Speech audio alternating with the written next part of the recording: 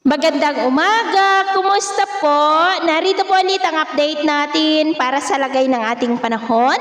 Ngayong umaga po ng July 2, 2025. Sa ngayon po, base po sa datos ng Japan Meteorological Agency ay may ituturing na po na tropical depression o mahinang bagyo ang dalawang LPA na nabuo sa silangan po ng ating bansa. Pero ang babantayan na lamang po natin ay ang nabuo na nandito na sa loob ng ating area of responsibility at nasa layo po ngayon ng 269 km east ng Northern Luzon na patuloy pa rin na nagpapalakas ng habagat na nakakaapekto naman sa kanluran po ng ating bansa.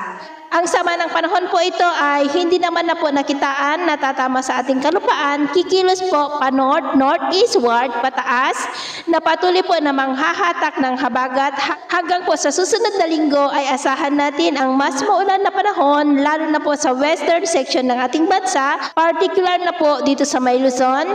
At kung naging bagyo na rin yan sa datos ng Pag-asa ay tatawagin na po sa local name na Bagyong Bising. At ito naman ay pinapakita ng forecast model natin pong ginagamit hanggang po sa susunod na 2 linggo.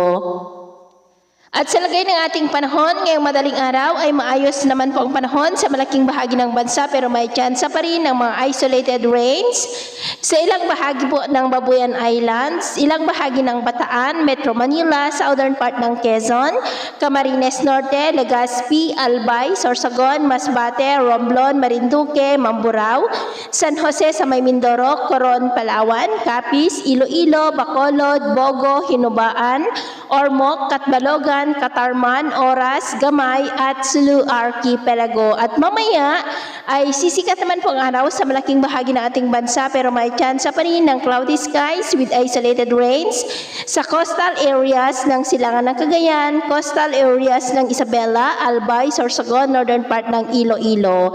At mamayang hapon, mas maraming lugar ulit ang makakaranas ng mas maulap na kalangitan with isolated rains. Kaya kung lalabas po tayo sa ating mga tahanan, ugaliin lamang po natin lagi ang magdala ng kahit anong panangga natin sa init ng araw at proteksyon na rin po sa mga biglaang buhos ng ulan.